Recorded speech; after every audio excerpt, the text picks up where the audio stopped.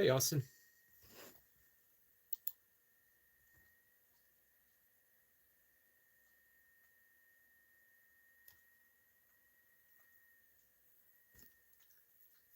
Let's see.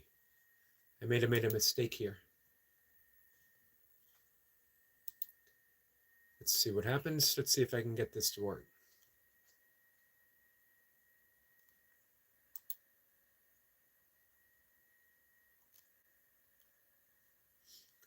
It says that 2 are waiting. Man, technology. Me and technology. Does not seem to work very well, does it? Austin says, good morning. Good morning, Austin. How are you today?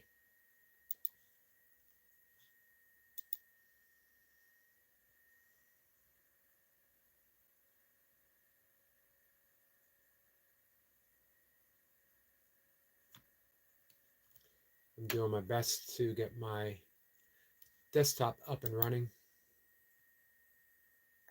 Austin says, I'm doing good. Thanks for asking. I'm glad to hear that.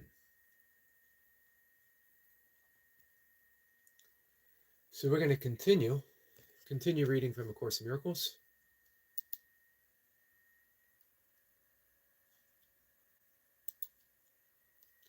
We'll see if anyone else shows up. I see that our friend Running Boy is live, as well as Mir. So what I'm going to do is spend just a minute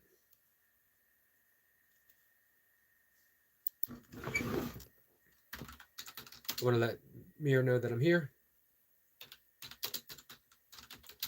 and that they're up and running, and we're going to share him out. Little tiny things that you can do to help a friend's channel. So if you're given the opportunity, take advantage of it. Help someone out. Mir has been a good friend to, if you don't know Mir, please get to know him. He's been a good friend to everyone as well. Give me 1 second. Our friend Runner Boy is live as well. Runner Boy is another good friend.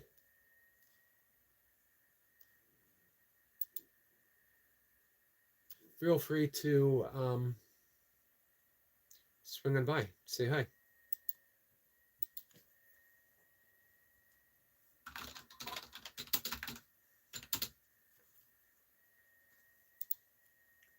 I just want to share them out. So taking care of a little bit of business. Hey, Wetback says, what's up, Dad? What's up, Wetback? How are you? Who else we got here? Sean's here. I didn't get to talk to you very long earlier on because I ran out of data. That's okay. I hope it's better today. I want to share out Runner Boy.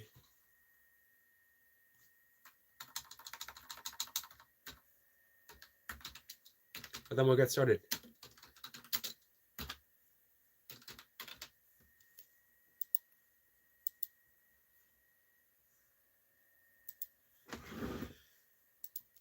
All right. So everyone's having a good day. Let's see. Wetback says, drop a like, guys. And I'm not a moderator. And I'm the first to like. You might be a moderator soon, my friend.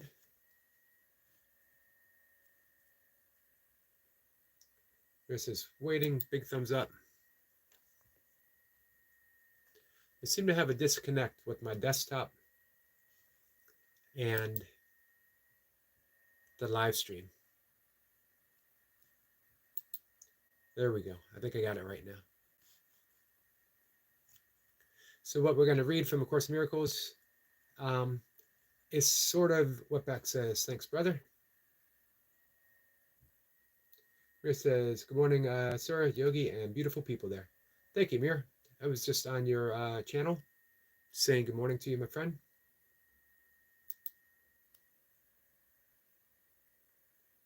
All right, I'm just taking care of a few things. There we go. All right. This is hard for some people, this section of Course in Miracles, because it is asking us to see past error, E-R-R, right? So this is from chapter 9. Chapter 9 is called the acceptance of atonement. Atonement, it sounds like such a fancy term, doesn't it? Here's what atonement means.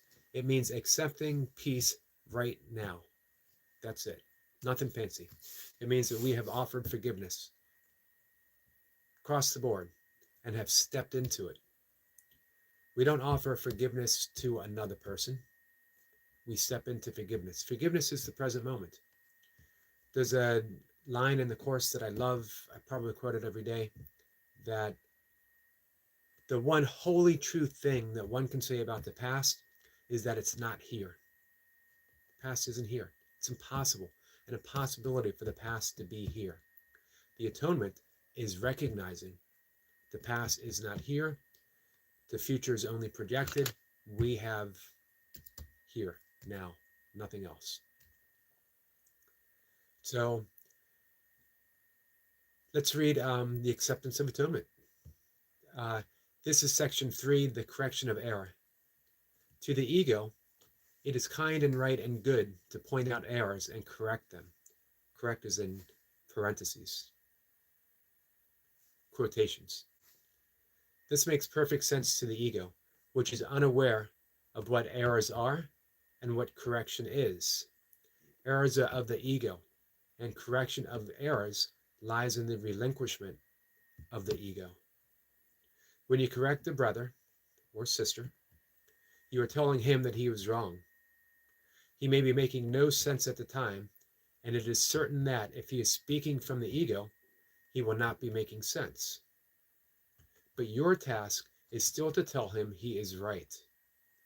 You do not tell him this verbally. If he is speaking foolishly, he needs correction at another level, because his error is at another level. He is still right because he is a son of God. His ego is always wrong, no matter what he says or does. So what the Course is saying,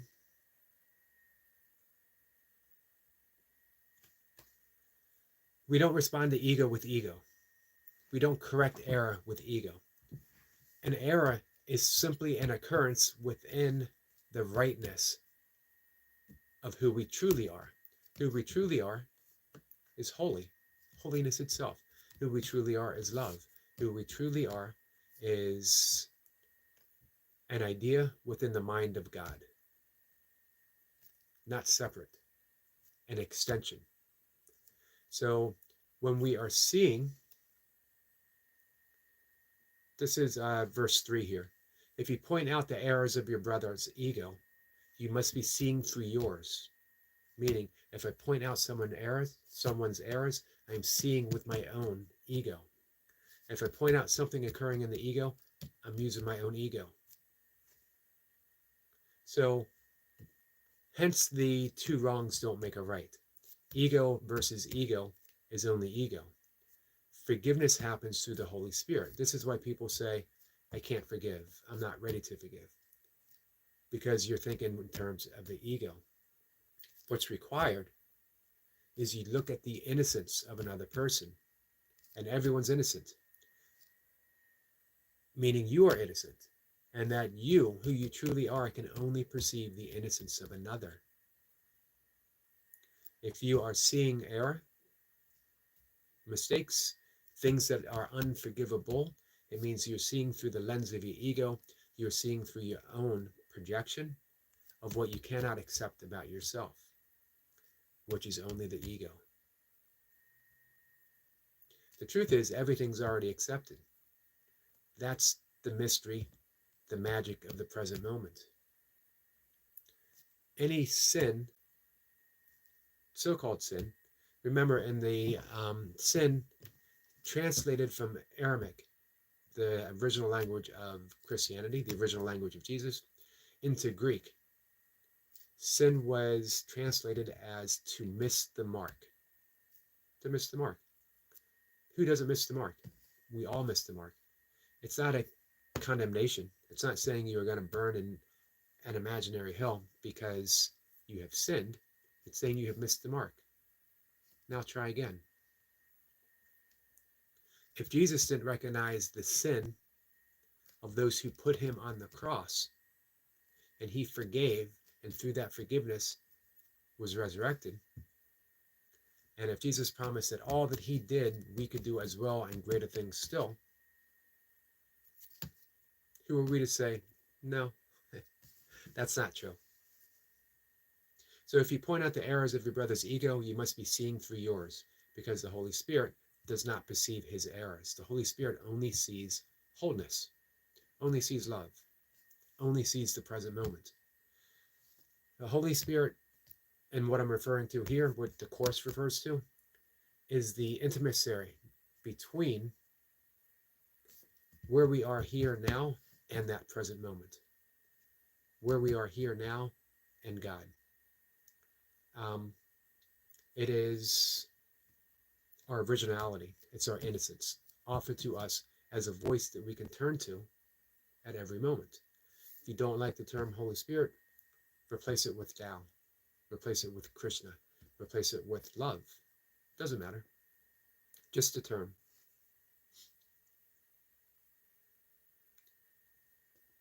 So, I'll start at the beginning. If you point out the errors of your brother's ego, you must be seeing through yours, because the Holy Spirit does not perceive his errors. This must be true, since there is no communication between the ego and the Holy Spirit. The ego makes no sense, and the Holy Spirit does not attempt to understand anything that arises from it. Since he does not understand it, he does not judge it, knowing that nothing the ego does makes sense. Nothing. Let's see. Let me dive back in the conversation here.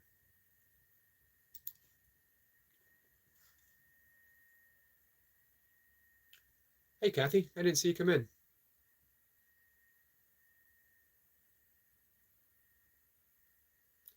Kathy says, I put another video up. I'm going to bed now. I will look for that, Kathy. I'm bringing up Kathy's channel now. So Kathy has a new video. If you guys get a chance, swing on by. Mir says, don't forget to leave a big thumbs up. Thank you for that, Mir. Austin says, good morning to everyone. Austin drops Sean's link. Thank you, Austin, my friend. Austin drops everyone's link, including his. Don't forget to check out Austin. Austin is an awesome short creator on YouTube.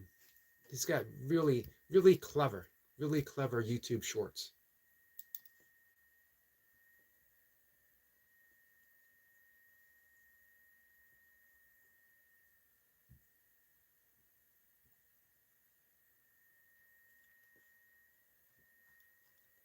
So yeah,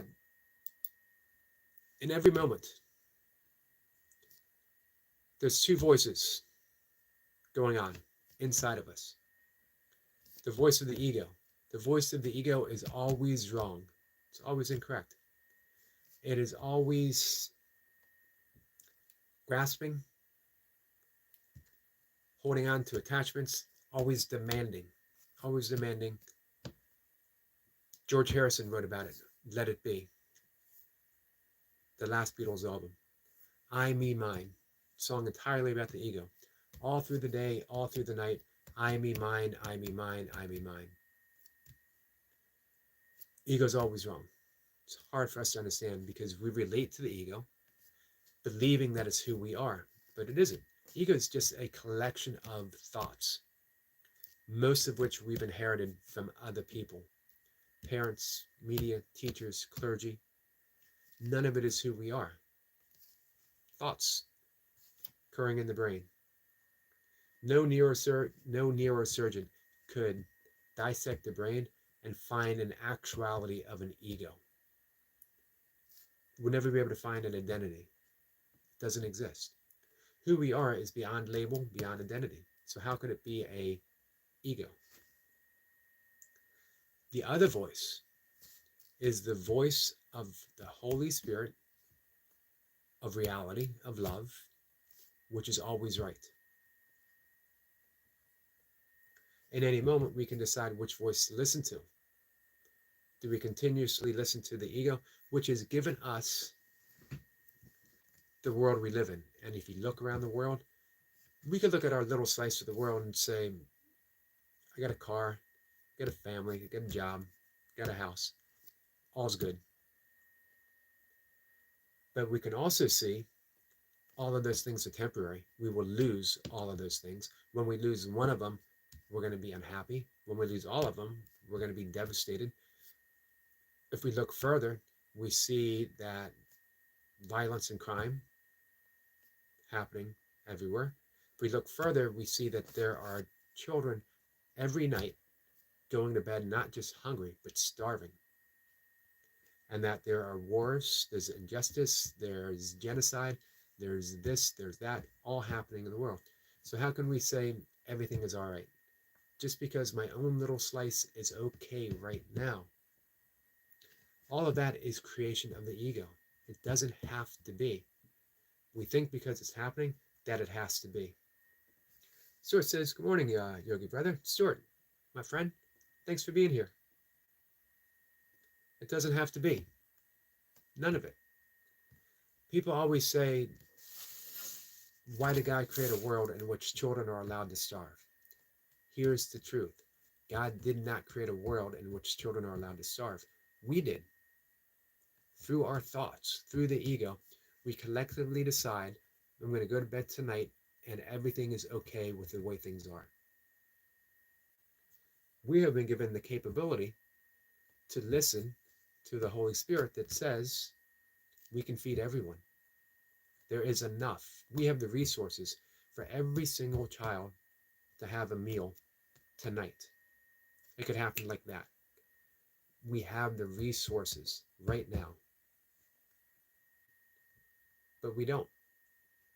Why? Because we listen to the ego. How do we change it? That's a lot to put on us. What can I do right now? There's only one thing you can do right now. You can't pick up the phone and make a phone call and say to whomever is in charge of all the food, dispense it, feed everyone. If it was only that easy. Here's the one thing you can do.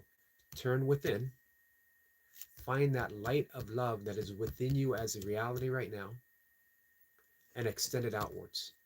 Heal yourself.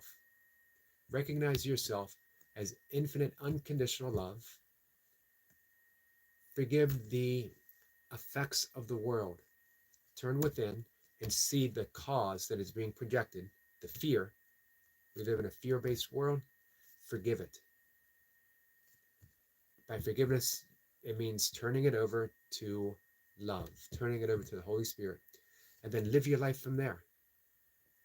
Other people will be exposed to that light and they will turn and find their own light. And little by little by little, the world is healed and we perceive a different world. We now see a world that is the true cause, and the true cause is always love. But we've spent generation after generation, millennials, chasing effects, putting band-aids on little tiny wounds while there's a hemorrhage going on within. That's why there's been no major change. We can liken it to trying to change our behavior while the cause of our behavior is still going on. This is why the vast majority of diets never work, why exercise programs don't stick, why any so-called self-help program never actually helps. Because we're dealing with effects while the cause still stays in place. Forgive the cause. Forgive the cause. And it's healed. Remember, forgiveness is accepting the present moment. The one holy true thing that one can say about the past is that it's not here. It's not here. The only thing that here is the present moment. So forgiveness is that recognition of the present moment, stepping within because we're already there, recognizing it, and living from there. Runner Boy says, yo, hey, Runner Boy, how was your workout? I had you up and running, and then I'm going to hit the replay and have it up running while I go out and take my walk.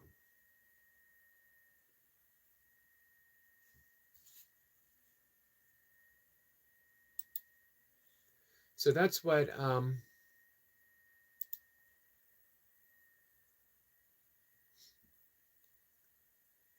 read a little bit more from the fourth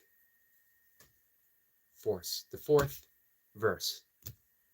When you act at all to errors, you are not listening to the Holy Spirit, because he has merely disregarded them. And if you attend to them, you are not hearing him. You're hearing the voice of the ego. And if you attend to them, you are not hearing him. If you do not hear him, you are listening to your ego and making as little sense as a brother whose errors you perceive. This cannot be correction, yet it is more than merely a lack of correction for him. It is giving up correction of yourself. Remember, true correction doesn't take place at the level of the ego. It takes place at the level of spirit. So if you're perceiving the errors of another, you are perceiving your own. That's not bad, because if you perceive your own, now you can heal. And when you heal, you are literally healing another. When you heal another, you are literally healing yourself. We give what we receive. We receive only that which we give. If you are forgiving others, and by forgiving, it doesn't mean you condone the behavior, doesn't mean you condone the errors. It means you're looking through the errors to the reality of original innocence that resides in all of us, the present moment, which is untouched by the past, unconcerned with the future. It can't be.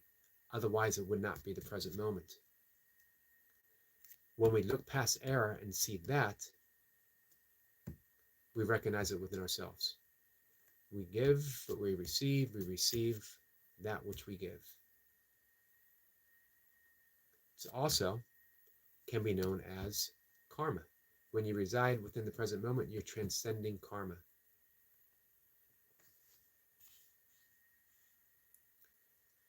All right. Runner Boy says, forearms were sore from the boxing yesterday.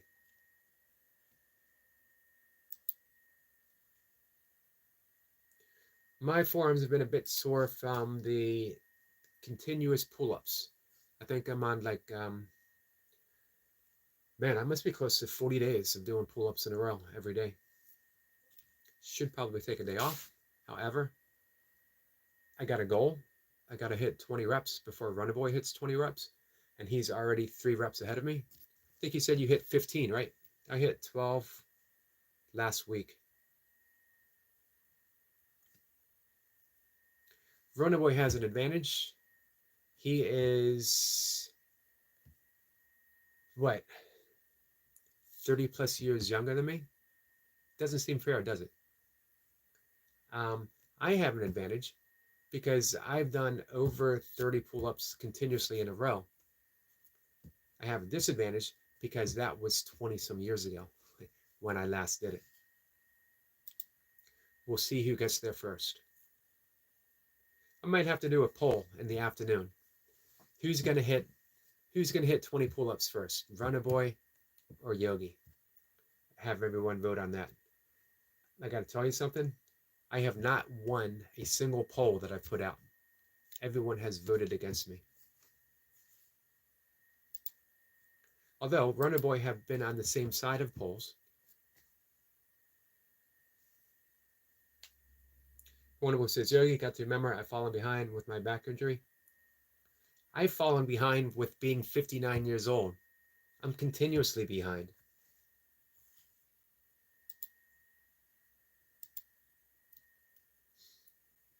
I've had a back injury since 1990, a shoulder injury since 1993. We'll see. Remind me this afternoon. We're going to see who everyone votes for. My guess, they're going to vote for Runner Boy. They have more faith in Runner Boy than they do me.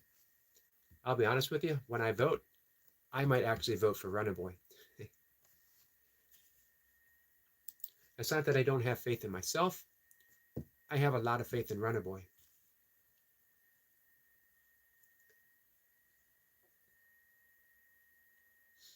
Austin says, this is my new short. How did you catch that? And what's on my head?